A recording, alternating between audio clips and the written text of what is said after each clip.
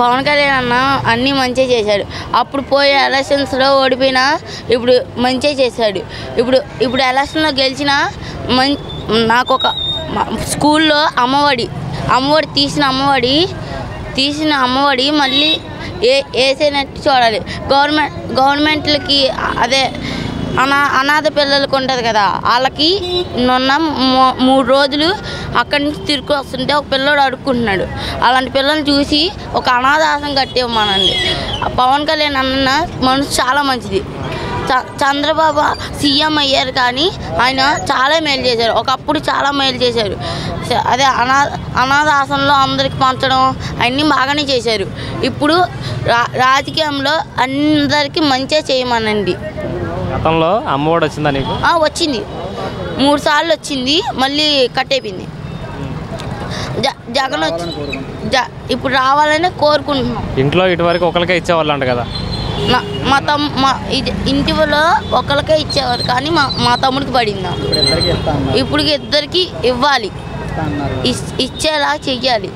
ఇద్దరికి ఇస్తా అంటున్నారు కదా, ఇస్తే మంచిదేనా? మరి మంచిదే, మేము హ్యాపీగా ఉంటాం. మంచిదే, ప్రజలందరికీ అలాగే వేస్తే మంచిదే, హ్యాపీగా ఉంటుంది. కానీ కూరగాయల రేట్లు ఎక్కువ, రేట్లు తగ్గియాలి. మెయిన్ రేట్లు తగ్గించి అందరికీ సౌకర్యాలు అంటే ఇంటికి వెళ్ళి కూరగాయలు పంచాలి. ధరలు తగ్గించాలంట. ధరలు తగ్గించాలి. రోడ్లు ఇలాంటి రోడ్లు ఉంటే అలాంటి రోడ్లు వేయించాలి, న్యాయం చెయ్యాలి. అసలు పవన్ కళ్యాణ్ సినిమాలు చూస్తావా నువ్వు? గబ్బర్ సింగ్ నాయి అంటే చూస్తా. పవన్ కళ్యాణ్ సినిమా తీస్తే మంచిదా లేకపోతే రాజకీయాలు ఉంటే మంచిదా? రెండు ఉండాలి, రెండు ఉంటేనే మంచిది. ఆయనే హీరో, ఆయన అనే కాదు కానీ ముగ్గురు నిలబడాలి. నరేంద్ర మోడీ, చంద్రబాబు, పవన్ కళ్యాణ్ ముగ్గురు నిలబడాలి. పవన్ కళ్యాణ్ ఫస్ట్ టైం అసెంబ్లీలోకి వెళ్ళాడు కదా, చూసావా? చూసా. ఆయనకే మా అమ్మ ఓటేసింది నమ్మకంగా. ఆయన అన్నీ చేయగలడనే నేను నమ్మకంగా కోరుకుంటున్నాం. అసలు ఫస్ట్ ఓడిపోయినా సెకండ్ ఆయన గెలుస్తాడని మా నమ్మకం. అది 21/21 వచ్చింది కదా, ఎక్స్పెక్ట్ చేశారా? అసలు ఎక్స్పెక్ట్ చేయలేము మేము కూడా. మా అమ్మలందరూ షాక్ అయిపోయారు. ఫస్ట్ 19 ఉన్నది, జగన్కి 21 ఉంది. పవన్ కళ్యాణ్ గారు అలా నెగ్గుతారు అనగానే చంద్రబాబు గారు ముందుకు వచ్చారు. సెకండ్ ఎక్స్పెక్ట్ అయిపోయాం, షాక్ అయిపోయాను నేనైతే టీవీలో చూసి. మా అమ్మ కూడా ఇంకా ఆయనకే ఓటేసింది. ఆయన ధరలు తగ్గిస్తేనే మంచిది మాకు రోజు అమ్మఒడి. కానీ ఫుడ్ తీసేయకూడదు స్కూల్లో, దానికి కూడా మంచిగా కావాలి. ఇప్పుడు మధ్యాహ్నం భోజనం ఎలా ఉంటుంది?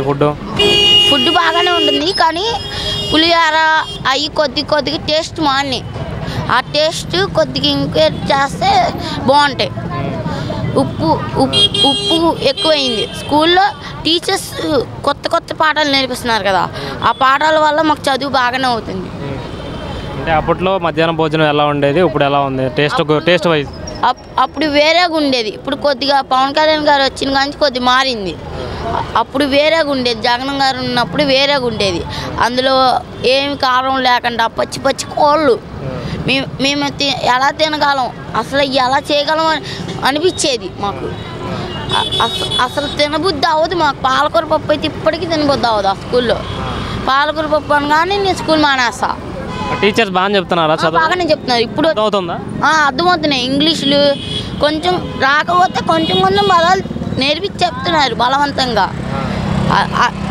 ఆయన ఫస్ట్ 21వ తారీఖున ఒక మాట అన్నారు పవన్ కళ్యాణ్ గారు. ఆ మాటకి నాకు ఇప్పటికీ గుర్తుంది.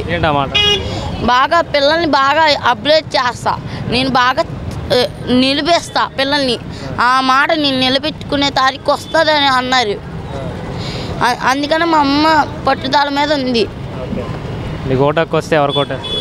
నేను పవన్ కళ్యాణ్ గారికే, పవన్ కళ్యాణ్ చంద్రబాబు గారికి ఇద్దరికే వేస్తా, నరేంద్ర మోడీ గారికి అంతే. Thank you.